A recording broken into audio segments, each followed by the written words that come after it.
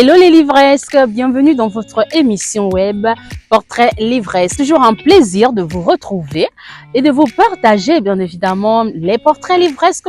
J'aime vous emmener à la rencontre des auteurs. J'aime vous faire découvrir de nouvelles figures de la littérature gabonaise en particulier et de la littérature africaine en général. Aujourd'hui pour vous, je reçois un auteur, Galbert Pongui. Un invité qui nous guidera à travers les méandres du lâcher-prise, un sujet à la fois complexe et essentiel.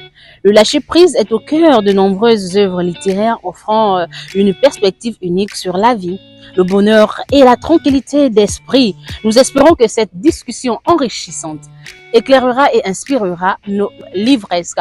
Je reçois pour vous Galbert Pongui, qui a commis une œuvre intitulée Par-delà les mers. Mais avant ça, Galbert Pongui est auteur de 5 livres, parmi lesquels Ici, mais d'ailleurs, Souvenir, qui est le titre d'une œuvre, Exilé de Douganon, Ici, Café au lait.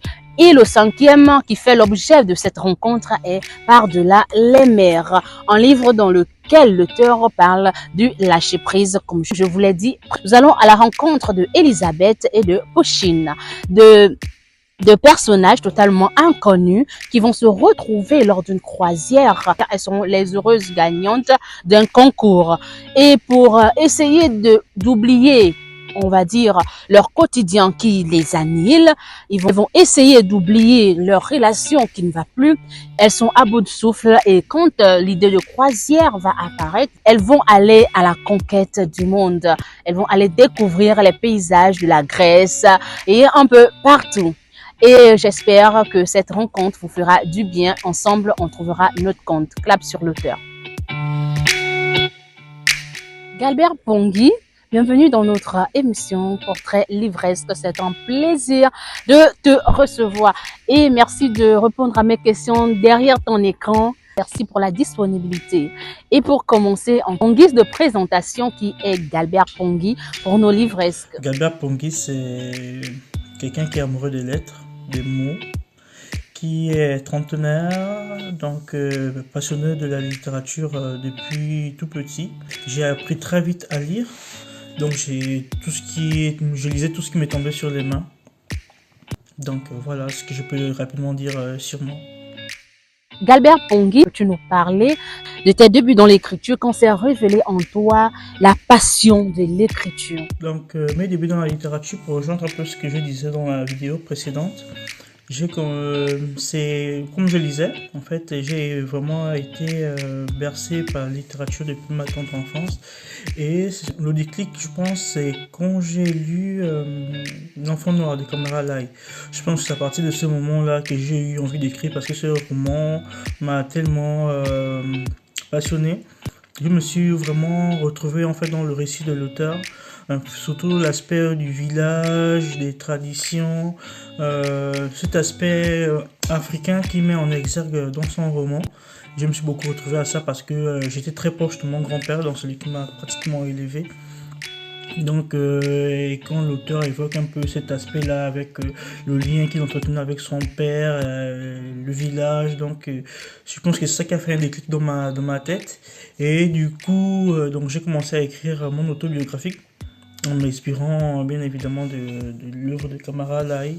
Je pense que c'est de là que c'est parti en fait, de Kamara Lai, de L'Enfant Noir de Kamara Lai. Merci Galbert. Et on continue. Est-ce que tu as des références littéraires que tu aimerais partager avec les livresses? Des références littéraires à partager. Dans un premier temps, il faut dire que je suis plutôt axé sur la littérature africaine. Je me sens plus proche des auteurs africains, on me dirait que ça coule de source. Mais oui, donc oui, je lis un peu de tout, mais je me sens plus proche des auteurs africains que prendre donc des œuvres africaines. Mais je lis de tout, donc comme référence, je pourrais citer donc Yagyasi. Je ne sais pas si je prononce bien son nom. Donc Yagyasi, Nous Hommes, c'est un roman que j'ai lu récemment, donc l'an dernier. Ça m'a vraiment touché. Donc Yagyasi, Nous Hommes. Sur le plan national, il y a bien entendu le grand maître Maurice Okuman Kogé. Toutes ces œuvres, hein. Moi j'en ai pas lu beaucoup. J'ai lu Hello la fille du soleil, et bien évidemment la mouche et la glu. J'ai également lu Nzebi. Et donc, voilà certaines œuvres que j'ai lues de l'auteur. Mais c'est un sommet au niveau de la littérature gabonaise, un auteur dont autant on est plus à démontrer. Après, les autres auteurs que j'ai lu beaucoup, il y a Paulo Coelho. Pardon, oui, Paulo Coelho. J'aime beaucoup aussi les œuvres de Paulo Coelho. Et il y a également, j'aime beaucoup, je me suis récemment donc trouvé avec une passion pour le livre qui porte sur le développement personnel. J'ai aimé donc Tout le bleu du ciel. J'ai également aimé donc les 4 accords Toltec. Donc voilà un peu des références littéraires que je peux disséminer ça et là. Galbert, toi, aujourd'hui, tu es lecteur, tu es auteur.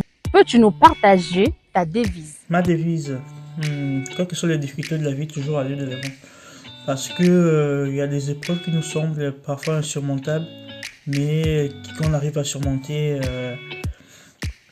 avec un peu de recul, le temps, et tel donc un ruisseau qui se fraye un chemin, peu importe l'endroit où il est. C'est comme ça qu'on doit être dans la vie, toujours aller de l'avant. Il y a des choses qu'on ne peut pas changer. Il y a des choses qui dépendent de nous et d'autres qui ne dépendent pas de nous. Et donc celles qui dépendent de nous, on essaie autant que faire se peut de les surmonter avec les forces qui sont les nôtres, l'entourage, une force personnelle, une force spirituelle. Donc voilà. Donc quelles que soient les difficultés, toujours aller de l'avant. Ça, ma devise. Merci pour cette boostante devise que j'espère que les livresques s'en approprieront. 5 livres à ton actif, 5 livres au compteur. Galbert, est-ce que tu as le sentiment d'avoir atteint ton objectif en tant qu'auteur? Le sentiment d'avoir atteint mon objectif en tant qu'auteur, je ne dirais pas ça. Parce que moi, mon rêve serait qu'un des mes romans soit adapté en film, en tout cas au cinéma. Je pense que c'est un rêve pas très original parce que je pense que la plupart, ou sinon la majorité des auteurs aimeraient bien que leur livre soit adapté donc à l'écran. Oui, moi, ce serait ça peut-être l'un de mes plus grands buts. Après, ouais, c'est ça, mon plus grand but. Bon, à hauteur de 5 romans, certes, mais je ne compte pas m'arrêter là. C'est déjà une grande avancée. Parce que c'est pas facile d'écrire un roman. C'est facile d'avoir des idées, tout ça. Les mettre sur papier, c'est compliqué parce qu'il y a toujours le syndrome de la page blanche qui n'est jamais très loin. Le syndrome de l'imposteur qui se cache aussi par-ci par-là. Réussir à écrire 5 romans, je suis assez fier de moi. C'est une grande avancée, mais je compte pas m'arrêter en si bon chemin. Et mon but ultime, vraiment, serait que l'une de mes œuvres soit donc adaptée au cinéma. Donc, il y a Jérémy Nchoua. Si tu passes par là, si tu pouvais m'adapter ici, mais d'ailleurs, ce serait top. Voilà. Pourquoi l'auto-édition? Pour répondre à cette question, j'aimerais bien donc présenter les côtés positifs et négatifs, si on va dire, même s'il y a bien les côtés négatifs. On va commencer par le négatif. C'est beaucoup de travail parce que tu te places, tu portes la casquette de la maison d'édition. Donc c'est toi qui es chargé de faire tout ce qui est mise en page, promotion de l'ouvrage, tout ce qui est donc mise en place donc de la couverture, correction, relecture, comme je disais déjà, publicité. Donc tu es en même temps éditeur, c'est comme si tu es également donc un entrepreneur. Donc l'entrepreneur, celui qui est au four et au moulin. Donc c'est ça. C'est fatigant. Je ne vous cacherai pas. C'est fatigant, il faut avoir du temps. Mais en même temps, c'est très gratifiant parce que tu te dis que tu es au début et à la fin. Donc c'est toi qui contrôle un petit peu. Donc on va basculer dans ce que j'appelle les points positifs. C'est que tu es au début et à la fin de la chaîne de production.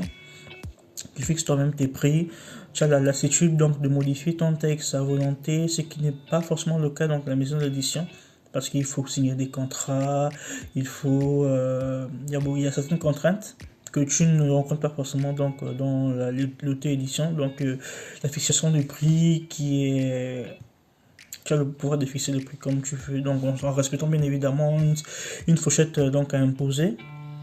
Faut pas non plus vendre ton livre à, je sais pas quoi, 25 € alors qu'une en vaut, enfin, la production demande que 4 euros par exemple. Et donc il y a ça, la question de prix, et tu as la certitude de modifier le texte comme tu veux, modifier donc la couverture, voilà.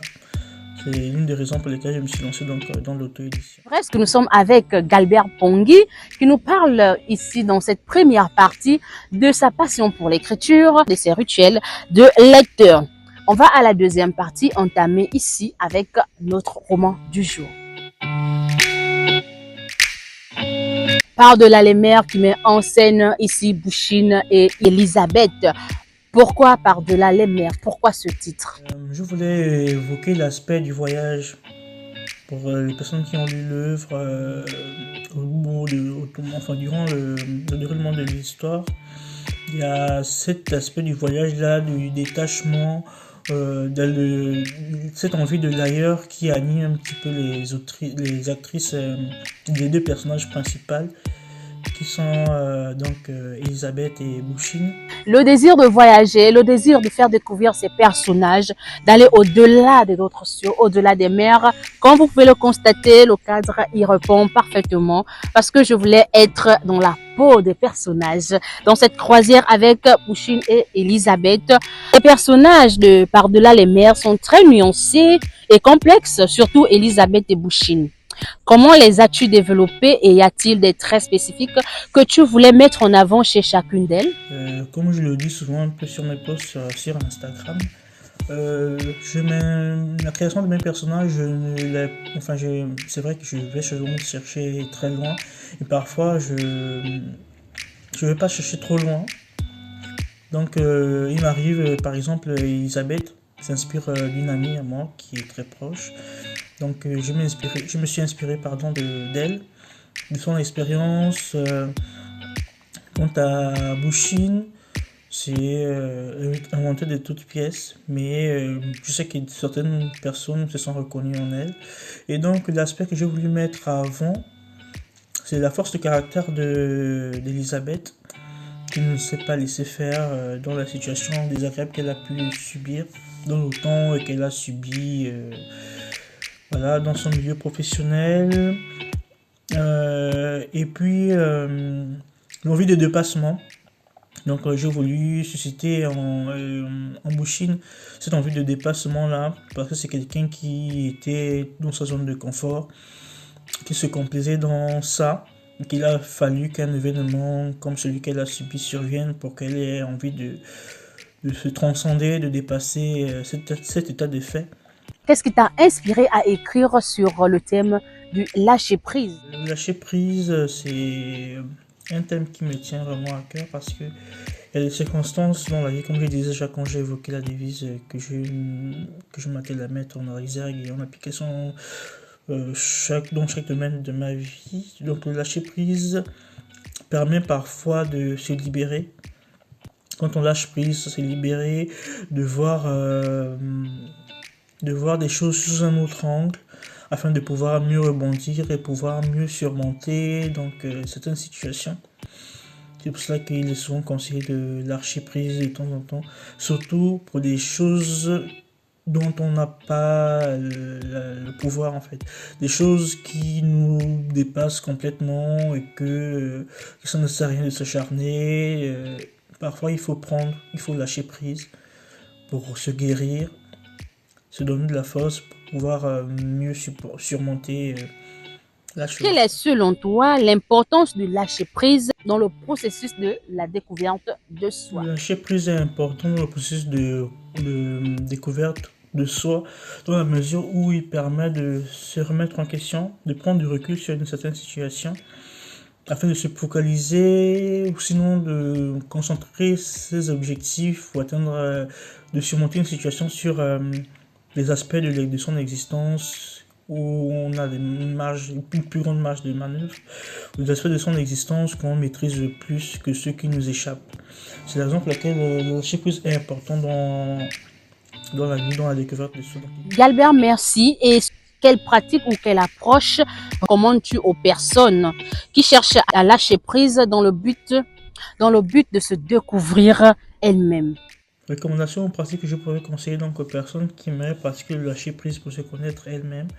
Je vais faire un parallèle avec un domaine que je connais assez bien pour le côtoyer depuis plusieurs années, donc la littérature. Il m'arrive parfois donc de connaître des jours ou des périodes de carence, de manque d'inspiration, de pages blanches. À ce moment-là, ce que je fais, c'est que je laisse. J'abandonne pas le projet, mais je le laisse de côté pendant un certain temps. Je passe complètement à autre chose. Je médite, j'écoute de la musique. Ce sont des pratiques comme ça que je mets en place et qui souvent portent des fruits, souvent pas. Ça dépend vraiment du mood, on va dire. Et c'est ça, je pourrais conseiller à ces personnes-là qui aimeraient donc pratiquer le lâcher prise. Lâcher prise et méditer, lisez autre chose. Et la musique aussi, ça aide. Donc voilà. Et Galbert, que dirais-tu à ces personnes qui cherchent à voyager, à découvrir d'autres cultures, les aider à lâcher prise et à mieux se découvrir? Je dirais, si ces personnes ont la possibilité de voyager, qu'elles le fassent. Parce qu'à mon sens, le voyage est thérapeutique. Ça permet de s'ouvrir effectivement à d'autres cultures, s'ouvrir au monde qui nous entoure, d'avoir une autre vision, une autre vision, donc une autre perception de la vie, une autre perception du monde, une autre perception de soi. Je dirais que le voyage n'est pas que physique, donc c'est-à-dire prendre un train, prendre un avion, prendre un bateau, faire le tour du monde en croisière comme les héroïnes du roman. Le voyage peut aussi être imagé, intérieur, euh, par exemple à travers donc les lectures, les différentes lectures qu'on fait. Donc c'est tous ces processus-là, ou sinon c'est tout cela qui permet donc de voyager pour voir une autre vision du monde afin de lâcher prise. Donc j'inviterai donc les personnes qui veulent le faire, s'ils ont la possibilité de le faire parce que le voyage c'est très thérapeutique. On continue avec le côté culturel. Oui, on a constaté dans ce livre qu'il y a cette part de culture, cette part de patrimoine culturel que tu insères en fait dans ce texte. Et on se pose la question de savoir pourquoi avoir abordé ce pan dans ce livre. Des thèmes comme la culture, le patrimoine, ce sont des thèmes qui me passionnent, que j'aime beaucoup. Je sais autant que faire se peut de les mettre en exergue dans les différents romans que j'écris. Pour garantir donc l'exactitude la véracité des patrimoines culturels que j'évoque dans mes romans, mon processus de recherche, c'est je vais sur Google, comme tout le monde, ou sinon je me rapproche des personnes. J'ai la chance d'être entouré des amis qui sont un petit peu partout dans les domaines divers et variés. Donc j'ai des amis géographes, des amis historiens. Donc parfois je me rapproche de ces personnes-là. Mais c'est plus sur Google. Parce que des fois ces derniers ne sont pas disponibles, donc pour me fournir des informations à l'instant T. Ce que je souhaiterais que les lecteurs et lectrices retiennent de mon roman Par-delà les mers, c'est le lâcher prise, comme on a longuement évoqué dans les questions précédentes. Le lâcher prise, donc c'est prendre conscience du fait que certaines situations nous échappent et nous échapperont toujours parce qu'on n'a pas toujours le contrôle de tous les éléments ou sinon de tous les événements qui surgissent dans nos vies. Que parfois il faut lâcher prise, prendre du recul, voyager si possible, s'évader afin de pouvoir se libérer et pouvoir rebondir plus fort derrière. Autre chose que j'aimerais que les lecteurs et lectrices retiennent de cette œuvre, c'est le fait que il faut lutter contre le harcèlement, lutter contre le harcèlement, lutter contre donc le suicide et c'est globalement ça les deux leçons que j'aimerais, que je souhaiterais que les lecteurs et lectrices retiennent de mon roman. Alors, comme mot de fin, je tiens à remercier donc mon univers livresque qui a l'initiative de cette interview, qui m'a permis donc de me présenter ou de me représenter auprès des potentiels lecteurs, de pouvoir échanger sur mon œuvre Par-delà les mers. Merci pour tout ce que tu fais. Merci pour cette opportunité que tu m'as accordée. Merci aussi pour le travail que tu as sur les réseaux sociaux, parce que je te suis sur les réseaux sociaux, pour ton travail, pour réconcilier donc les gens avec la lecture, parce que c'est de temps en temps on le réalise peut-être pas, mais les gens lisent de moins en moins. Mais grâce à toi, je pense que tu les... moi en tout cas, moi tu m'as réconcilié avec la lecture, c'est pas pour te jeter tes fleurs. Tu m'as réconcilié avec la lecture, c'est un truc que j'avais complètement... Enfin, que j'avais délaissé. C'est paradoxal venant d'un auteur, mais voilà, c'est ça. Et donc, je vois ce que le travail que tu as bas et je t'encourage à œuvrer toujours dans ce sens. Et merci encore pour tout ce que tu fais et j'espère à bientôt pour parler d'une autre de mes œuvres. Alors, les livresques, je vous invite à découvrir Galbert Pongi. Ses ouvrages Par-delà les mers, Café au lait et Ici, mais d'ailleurs sont disponibles au Gabon derrière la mairie de Nzengayon. Appelez le numéro qui s'affiche sur vos écrans pour la voir. C'est Madame Golo, l'humble mère de l'auteur, qui vous répondra. C'est ici que s'achève notre émission Portrait livresque. J'ai profité de ce magnifique cadre qui m'a fait du bien parce que c'était de mon lâcher prise à moi et j'ai profité. Alors je vous dis à la semaine prochaine pour un nouvel épisode avec un nouvel auteur. Mais n'oubliez pas que le lâcher prise est important dans la découverte de soi, dans la reconstruction de soi. Alors n'hésitez pas, voyagez, allez à la découverte de l'inconnu. Et vous allez vous découvrir aussi vous-même. On se dit à la semaine prochaine. Je vous souhaite de très belles et de bonnes lectures à vous. Mais attention, n'oublions pas les gestes viraux de peur de me fâcher. Likez, commentez et partagez la vidéo. Ciao.